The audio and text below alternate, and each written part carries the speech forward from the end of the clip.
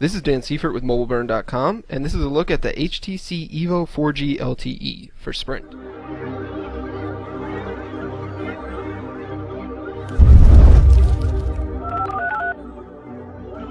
The HTC Evo 4G LTE is the successor to the very popular Evo 4G and Evo 3D smartphones for Sprint. Based on the hardware found on the HTC One X, the Evo 4G LTE features a unique design that makes it unmistakably an Evo phone. Front and center is the same 4.7-inch 720p Super LCD 2 display that is found on the One X. It looks just as good on the Evo 4G LTE as it does on the One X, with tremendous resolution, great viewing angles, and accurate color reproduction. It's pretty safe to say that the display on these HTC devices is the best one available on smartphones today. It's really that good. Above the display is the earpiece, which hides an LED light for notifications and a 1.3 megapixel front-facing camera. Below it are the same capacitive keys for back, home, and multitasking that we saw on the One X and the One S. The chassis of the Evo 4G LTE is really where it makes its own name for itself and pulls away from the One X. Instead of a single-piece polycarbonate body, the Evo has an aluminum unibody and removable panel for access to a micro SD card slot. When I first got my hands on the Evo, I wasn't a big fan of its design, but the looks have really grown on me during my review period, and I'm quite fond of it now. Along the 8.9mm thick side of the phone is a brushed aluminum trim that looks distinctive and attractive. It houses an aluminum power sleep unlock key and dual stage shutter key, which is one of the best I have ever used. But the volume rocker is comprised of a cheesier, glossier plastic. The back of the phone is probably the most polarizing part of the Evo's industrial design, and some people will love it while others will hate it. The bottom two-thirds of the back is a matte finish aluminum, which feels great and offers grip. This is also where the external speaker is found. Inside of this part is a 2000 mAh battery that easily gave me 15 hours of life with moderately heavy usage, though that could change once the Evo is able to be used on an LTE network. Up top is a glossy plastic housing around an 8 megapixel camera and LED flash, and this is really my least favorite part about the Evo's design. The panel is removable, which gives access to a micro SD card slot, but there is no SIM card access on the Evo. The plastic housing is actually really attractive for fingerprints, so it can get quite dirty quite quickly. Fans of the original Evo 4G from 2010 will be happy to see the return of the kickstand on the Evo 4G LTE, and it's finished in a bright red aluminum. The kickstand is pretty stiff and can be hard to open, but it is strong enough to support the phone from either the right or the left-hand side. The only real complaint I have with the hardware just might be its size, just like the One X. The big size of the phone can make it really difficult to use one-handed, and prospective buyers should play with one in their hands before committing to a purchase. Inside, the Evo 4G LTE is powered by the same 1.5 GHz dual-core Snapdragon S4 processor used in AT&T's version of the One X and the HTC One S for T-Mobile. Just like we saw with the other HTC devices, this processor performs like a champ on the Evo 4G LTE. Its benchmarks are the highest we've ever seen, but more importantly, it offers incredible speed in just day-to-day tasks.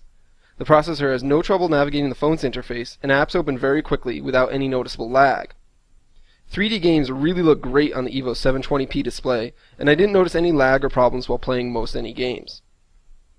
The Evo 4G LTE runs Android 4.0 Ice Cream Sandwich with HTC's Sense 4.0 interface that we saw on the One X and the One S. Sense 4 is greatly improved over older versions of the interface, and it's much snappier and more attractive than before.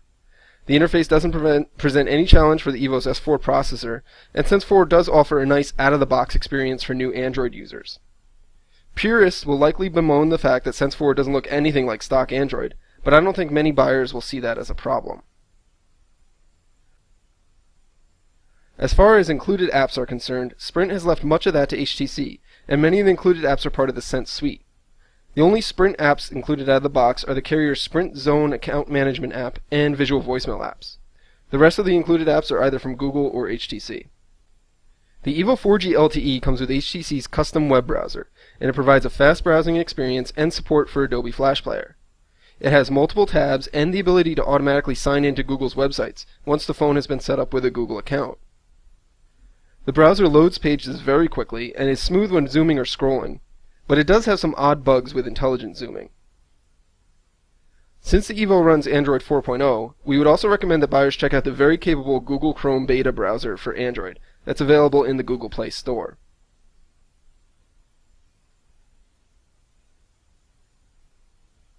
As one might expect from its name, the EVO 4G LTE has support for LTE service, but Sprint does not yet have a live LTE network. For the time being, users are stuck with Sprint's older 3G CDMA network, which provides a much slower browsing and network speeds than competitors like Verizon, AT&T, or even T-Mobile. During my review, most of my tests achieved under 1 megabits per second download speeds, and upload speeds really fared no better. Sprint says that it will launch the LTE service in a handful of markets later this year, but we don't know exactly when, since it hasn't committed to an exact date. The EVO 4G LTE is also the first Sprint smartphone to support HD voice, which promises to offer much better voice call quality than before. But unfortunately, HD voice is not yet available from the carrier either, so buyers will still have to deal with standard quality voice calls when they use the 4G LTE.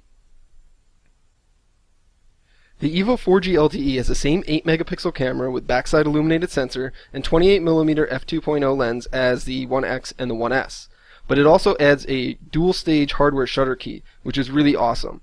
The shutter key provides the best feedback for half and full press actions of any smartphone camera key that I've used in recent years, and it really makes the EVO 4G LTE a much more capable camera replacement. The interface for the camera app is the same as the 1 series, and it offers quick access to a variety of shooting modes and filter effects. Autofocus is impressively quick, and there's little to no lag when taking a picture. The EVO 4G LTE can also take bursts of up to 20 pictures at a time, and then choose the best one for you, which is pretty impressive to say the least. Like the other smartphones, the EVO can shoot 1080p video at up to 30 frames per second, and it has the ability to capture full resolution still pictures while shooting. Images captured with the EVO are really impressive in good lighting and outdoors.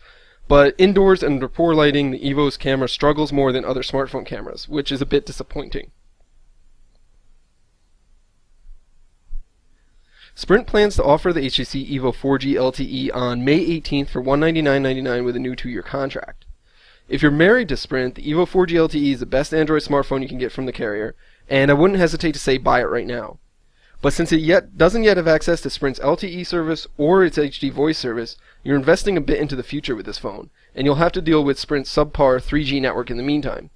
And we don't know exactly for how long that will be. If you have the option to go with another carrier, I would strongly recommend the 1X from AT&T, which offers the same screen, camera, and processor, and has access to a speedy LTE network right now. So there you go, that's our look at the HTC EVO 4G LTE for Sprint. This is Dan Seifert with MobileBurn.com. Thanks for watching.